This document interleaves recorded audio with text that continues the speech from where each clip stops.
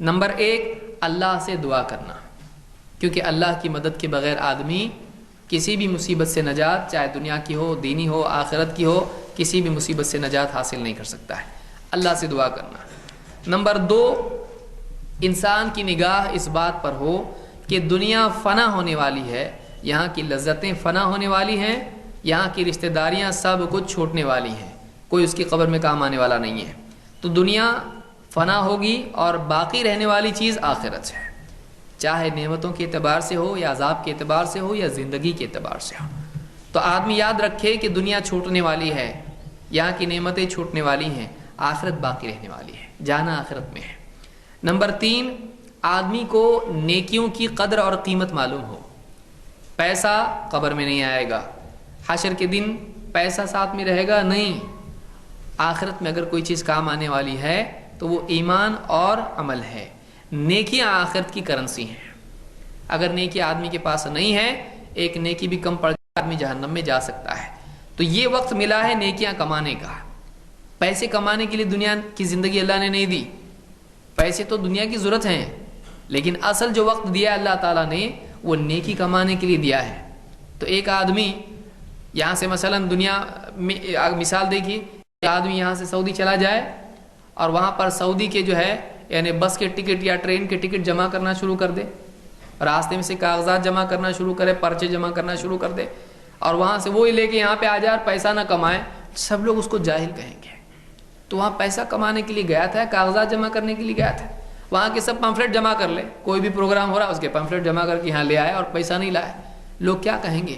اس کو جنون ہو گئے، پاگل ہو گئے، اس نے سارا وقت برباد کر دیا۔ یہ کاغذوں کا کیا کریں گے؟ تو پروگرام ہو گئے، اب یہاں کیا کام آئے گا؟ یہ پوسٹر، یہ پمفلٹ کیا کام کے؟ یہ خط کے ٹکٹ کیا کام کے؟ کچھ کام کا نہیں ہے، کاغذات کچھ کام میں نہیں آنے والے، نوٹ لاتا تو کچھ کام بنتا ہے۔ تو جیسے وہاں کا معاملہ ہے، سعودی اور ہندوستان کا معاملہ ہے، اس سے بڑھ کے دنیا اور آخرت کا معاملہ ہے۔ یہاں سے سارے نوٹ جمع کر کے قبر میں آنے والا نہیں ہے، یہاں سے نیکیاں جمع کر کے آخرت میں جانا ہے۔ آدمی کو نیکیوں کی قدر ہو کہ ایک ایک نیکی کتنی قیمتی ہے، وہ جہنم میں لے جانے کا سبب بن سکتی ہے۔ اگر کم ہو گئی تو نیکی اگر ایک بھی کم پڑ جائے جہنم میں جا سکتا ہے۔ نمبر 4 آدمی کے اندر نفس کے خلاف مجاہدہ کرنے کا عزم ہو۔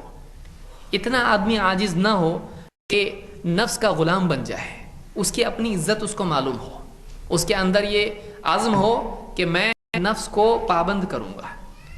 آپ بتائیے، آپ کے پاس ایک سواری ہے اور آپ کو وہ سواری کھینچ کے کہیں بھی لے جاتی ہے، اتنا عاجز آدمی ہو جائے کہ آپ کا گھوڑا آپ کو جہاں چاہ رہا لے جا رہا، اب اس گھوڑے پہ آپ جب بھی سوار ہوتے ہیں آپ کی مرضی نہیں چلتی، گھوڑے کی مرضی چلتی ہے۔ وہ کھیت میں جانا تو کھیت میں، پہاڑ پہ جانا تو پہاڑ پہ، آپ کو جانا ہے مسجد، وہ لے جا رہا پہاڑ پہ۔ تو آپ کا جو گھوڑا ہے، آپ کی جو سواری ہے، وہ آپ کو لے جا رہی ہے، آپ کی مرضی کے مطابق نہیں، آپ کو مجبور۔ اتنا آدمی بے عزت اور بے غیرت ہو جائے کہ نفس جہاں چاہے اس کو لے جائے۔ آدمی کے اندر عزم ہونا چاہیے، یہ میرا نفس ہے، میں اس کا مالک ہوں، میں اس کو پابند بناؤں گا اپنی مرضی کے، نہ یہ کہ یہ مجھ کو جہاں چاہے لے جائے۔ تو یہ بھی چیز آدمی میں ہونا چاہیے۔ نمبر 5 صالحین کے احوال میں غور کرنا۔ اپنے سے پہلے جو لوگ گزرے ہیں نیک لوگ، ان کے حالات میں غور کرنا، کس طرح سے انہوں نے دین پر عمل کیا، کس طرح سے مصیبتوں میں بھی دین پر جمے رہے، کس طرح سے اللہ کے نیک بندے مصیبتوں کے مقابلے میں اللہ کے حکموں کو پورا کرتے رہے، کس طرح سے انہوں نے نفس کے مقابلے میں اللہ کے حکموں کو پورا کیا۔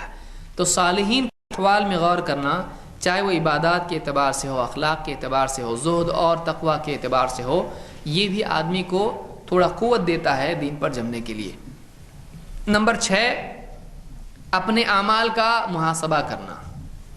جو آدمی اکاؤنٹ چیک کرتا ہے، حساب کے دن وہ بچ جاتا ہے۔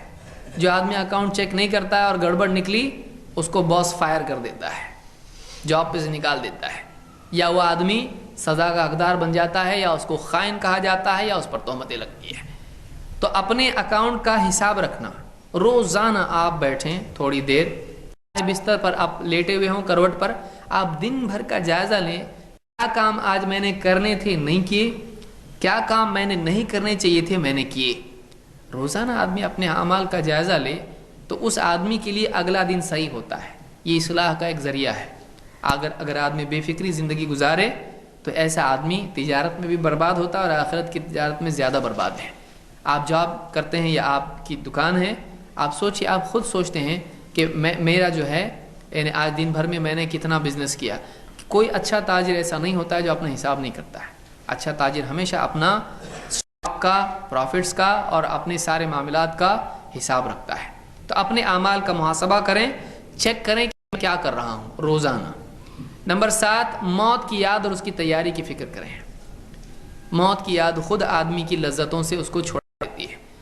جو آدمی لذتوں میں کھویا ہوا ہے، اگر آدمی فوراً اس کو یاد آ جائے کہ یہ لذتیں چھوٹنے والی، موت آنے والی ہے، موت کے بعد قبر ہے، قبر کے بعد حشر ہے، حشر میں پل صراط ہے، اور پھر جنت ہے یا جہنم ہے، اس آدمی کی لذتوں سے نکلنا اور اس کو اللہ کے حکموں کو پورا کرنا آسان ہوتا ہے۔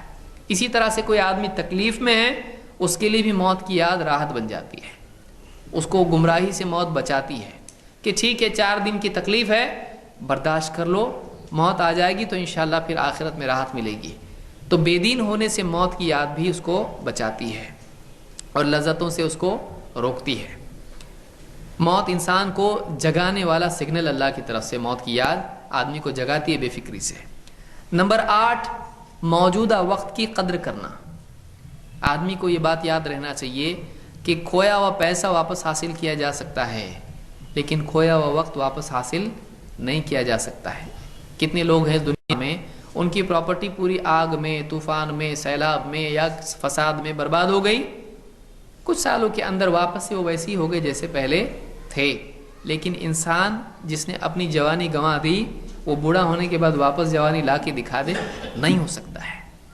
وقت بہت قیمتی نعمت ہے، ایک ایک منٹ قیمتی ہے۔ قبر میں جانے کے بعد میں وہ منٹ آدمی حاصل نہیں کر سکتا ہے۔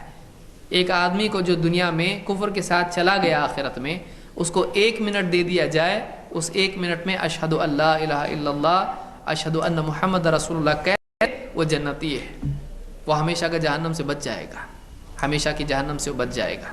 1 منٹ کتنا قیمتی ہے، جہنمی کو جنتی بنا سکتا ہے، گناہ گار ہے 1 منٹ میں توبہ کر سکتا ہے۔